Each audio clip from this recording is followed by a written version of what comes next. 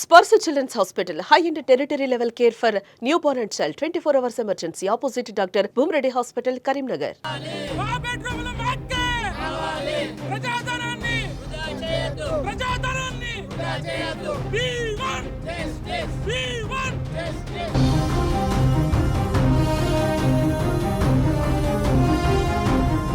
అర్హులైన నిరుపేదలకు వెంటనే డబుల్ బెడ్రూమ్లు వెంటనే మంజూరు చేయాలి. అర్హులైన నిరుపేదలకు డబుల్ బెడ్రూమ్లు వెంటనే మంజూరు చేయాలి. అర్హులైన నిరుపేదలకు డబుల్ బెడ్రూమ్లు వెంటనే మంజూరు చేయాలి. గత 10 ఏళ్ల క్రితం బీఆర్ఎస్ హయాంలో ఏర్పాటు చేసిన డబుల్ బెడ్రూమ్ ఇళ్ల పథకం ఇప్పుడు అగమ్య గోచరంగా మారింది. ఆ ప్రభుత్వం నిరుపేదలకు ఇవ్వడానికి మాత్రం డబుల్ బెడ్రూమ్ ఇళ్ల పథకానికి శ్రీకారం చుట్టింది. కానీ అవి పంచడంలో మాత్రం నిర్లక్ష్యం వహించడంతో మాత్రం అవి శిథిలావస్థకు చేరుకున్నాయి. ఇప్పుడు వచ్చిన కాంగ్రెస్ ప్రభుత్వం అయినా ఈ యొక్క డబుల్ బెడ్రూమ్ ఇళ్లను పేదలకు అందిస్తుందంటే ఇప్పుడు ఇందిరమ్మ ఇళ్ల పేరుతో ఒక కార్యక్రమానికి శ్రీకారం చుట్టారు. ఇవి మాత్రం శిథిలావస్థకు చేయడంతో మాత్రం బీజేపీ నాయకుల ఆధ్వర్యంలో మాత్రం నిరసన కార్యక్రమం చేపట్టారు. అయితే ఇవి డబుల్ బెడ్రూమ్ ఇల్లు ఇప్పుడు ప్రస్తుతం మందుబాబులకు అసాంఘిక కార్యక్రమాలకు అడ్డాగా మారాయి. రాత్రి వేళల్లో అంటే ఈ పక్కన ఉన్న కాలనీవాసులు మాత్రం భయభ్రాంతులకు గురవుతున్నారు. దీనిపై నిరసన చేయడానికి మాత్రం బీజేపీ ఆధ్వర్యంలో నిరసన కార్యక్రమం చేపడుతున్నారు. దీంతో మాట్లాడడానికి బీజేపీ డివిజనల్ ఇన్ఛార్జి జితేందర్ ఉన్నారు. అతన్ని అడిగి మరిన్ని విషయాలు ఇస్తున్నాం. చెప్పండి సార్, ఈరోజు కార్యక్రమం ఏంటి? ఫస్ట్ ఆఫ్ ఆల్ నమస్కారం అండి. ఆరపల్లిలో 120 సర్వే నెంబర్ అనేది ప్రభుత్వ భూమి అండి. ఫస్ట్ ప్రభుత్వ భూమిలో గతంలో బీఆర్ఎస్ 10 సంవత్సరాలు పాలించింది. ఆ కేసీఆర్ గారు డబుల్ బెడ్రూమ్లు ప్రతి ఒక్క నిరుపేదలకు అందాలనే ఉద్దేశంతో ఇక్కడ ఉన్నటువంటి డబుల్ బెడ్రూమ్లు మొత్తం పూర్తిగా ఒక 40 నుంచి 40 ఉన్నాయండి డబుల్ బెడ్రూమ్లు. అదొక నిర్మించి 10 సంవత్సరాలు అవుతుంది. కాకపోతే ఇక్కడ ఉన్నటువంటి అర్హులకు ఎవరికి కూడా ఇండ్లు ఇప్పించలేకపోయారు. గతంలో బీఆర్ఎస్ ప్రభుత్వం ఉన్నారు, మంత్రి ఉన్నారు, మేయర్ ఉన్నారు, ఇక్కడ ఉన్న కార్పొరేటర్లు ఉన్నారు. వాళ్ళు కూడా ఈ నిరుపేదలకు ఎవ్వరికి కూడా సాయం చేయలేకపోయి ఉన్నారు. కాకపోతే మేము ఇన్నర్లో ఒక వార్త వచ్చిందండి, 3 లక్షలకు ఒక ఇల్లు అమ్ముకున్నట్టు తెలిసింది. మళ్ళీ తర్వాత అప్పుడు సిపి అభిషేక్ మహంతి గారు ఉన్నప్పుడు కేసులు పెడుతూ అన్నాక మళ్ళీ రిటర్న్ కూడా డబ్బులు ఇచ్చేసినట్టు కూడా తెలిసింది. కాకపోతే మాకు కావాల్సింది ఏంటంటే అప్పుడు ఉన్నటువంటి బీఆర్ఎస్ ప్రభుత్వం ఇవ్వలేదు. ఇప్పుడు కాంగ్రెస్ ప్రభుత్వం వచ్చి కూడా 2 సంవత్సరాలు అవుతుంది. కనీసం కాంగ్రెస్ ప్రభుత్వం కూడా పట్టించుకొని ఈ ఇందిరమ్మ ఇండ్ల పేరుతోటి కాలయాపన చేయకుండా ఇప్పుడు ఉన్నటువంటి డబుల్ బెడ్రూమ్లు ఇక్కడ ఉన్నటువంటి నిరుపేదలకు ఇప్పించాలని మేము కోరుచున్నామండి. ఇప్పుడు అప్పుడున్న బీఆర్ఎస్ ప్రభుత్వం కేసీఆర్ చుట్టం వస్తే ఎక్కడ వాడుకుంటారు ఉద్దేశం కొద్దీ పేద ప్రజల కోసం ఒక బృహత్తర కార్యక్రమాన్ని శ్రీకారం చుట్టామని చెప్పారు. ఇప్పుడున్న కాంగ్రెస్ ప్రభుత్వం కూడా ఈ ప్రజల ధనం లక్షల కోట్ల రూపాయలతో ఇవి అట్టించడం నిరుపయోగంగా ఉన్నాయి. ఎందుకు తాత్పర్యం వహిస్తారు అధికారులు? మేము చాలాసార్లు కలెక్టరేట్లో ఫిర్యాదు చేస్తామండి. గత 10 సంవత్సరాల్లో దగ్గర ఒక 15 నుంచి 20 వినతి పత్రాలు ఇచ్చినాం కలెక్టర్ గారికి. రీసెంట్గా మొన్న కూడా మేము పోయి వినతి పత్రం ఇచ్చినాం. పట్టించుకుంటాం, రేపిస్తాం, మాపిస్తాం అనే కాలయాపన చేస్తున్నారు. అధికారులు కూడా పట్టించుకోవట్లేదు. ఇక్కడ ఉన్నటువంటి భూమి కూడా కబ్జాకు గురవుతున్నా కూడా మేము పలుసార్లు వినతి పత్రం ఇచ్చినప్పుడు పట్టించుకోవట్లేదు. కనీళ్ళు వాతుకుంటారు, ఇష్టారీతిని అమ్ముకుంటారు భూములు, గవర్నమెంట్ భూములు కూడా. అంటే ఇప్పుడు ఆరపల్లి ఇక్కడ దాదాపు 40 నుండి 50 ఏళ్ళు నిర్మించారు కదా. ఒకవేళ ప్రభుత్వం స్పందించకుండా పేదలకు ఇవ్వకపోతే మీరు నెక్స్ట్ ఇలాంటి కార్యక్రమాలు చేయబోతున్నారు? మేము అనుకుంటే ఒకటే, పేదలకు ఇవ్వకుంటే మేము కలెక్టరేట్ ముట్టడి చేస్తాం, మంత్రుల ఇండ్ల ముట్టడి చేస్తాం, ఎమ్మెల్యేల ఇండ్లను ముట్టడి చేస్తాం.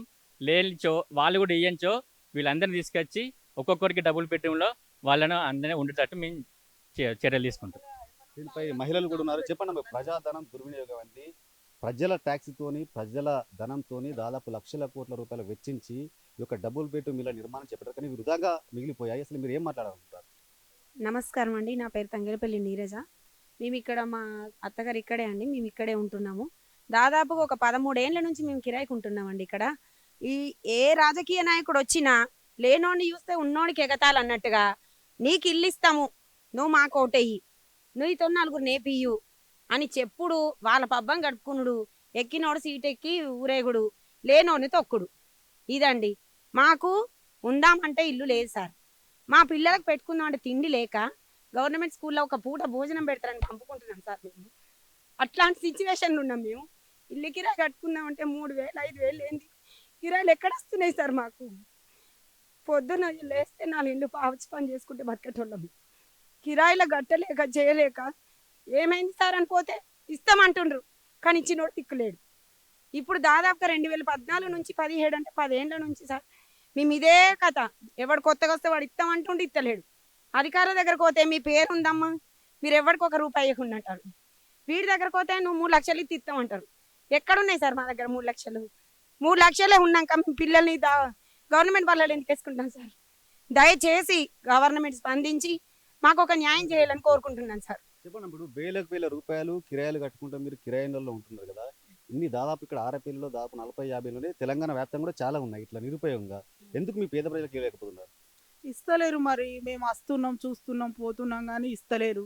ఫస్ట్ ఓట్లకు వస్తుండ్రు, ఓట్లు వేయించుకుంటారు, పక్కకుంటారు. ఇప్పుడు ఇస్తాం అప్పుడు ఇస్తాం అంటారు. ఇక గివ్వే ఉన్నాయి, అన్ని లంగతనాలు నడుతున్నాయి. ఇక మాకు ఇండ్లు లేవు, భూములు లేవు, జాగాలు లేవు, బతుకుదామంటే అసలు వెనుక ముందు ఏ ఆస్తులు కూడా లేవు. ఇవి ఒక్కటి ఉన్నాయి. ఇక కలెక్టర్ గారు మేడం ఏం చేస్తారో మా అందరి పేరు రాయాలి. మాకైతే ఆస్తులు ఏం లేవు, అన్నీ చూసుకొని అన్నీ వేసుకొని ముంగట పడ్డాం మేము. ఆయన భార్య జితేందర్ కూడా చాలా మంచి మనిషి, ఆయన కూడా నిజాయితీ మనిషి. మాకు అన్ని ఎత్తాడు ఆయన. ఆయనతోని మాకు అన్ని కావాలి. ఫైనల్గా మీకు ఏం కావాలని కోరుకుంటున్నారు? ఇక ఏం కావాలంటే డబల్ బెడ్రూమ్ కావాలి మాకు ఇండ్లు లేవు, భూములు లేవు, ఆస్తులు లేవు, ఏం లేవు కూడా లేవు. మా కన్న పిల్లలు కూడా గవర్నమెంట్ స్కూళ్ళలోనే చదివిండ్రు. మేము కూడా హైఫై చదివించుకోలే, మాకేం కూడా లేదు సార్. అట్లా ఇక కొంచెం పెద్దోళ్ళందరూ దయచేసి మాకు ఈ డబల్ బెడ్రూమ్లు ఇప్పియాలి. మేము అందరం వచ్చిన వాళ్ళకి, ఇక్కడ మేము వచ్చిన వాళ్ళందరం గరీబోళ్ళమే, ఇక్కడ ఎవరికి కూడా ఆస్తులు లేవు. అందరికి ఇవ్వాలని మేము ఆ మేడంను కోరుకుంటున్నాము, కలెక్టర్ మేడంను.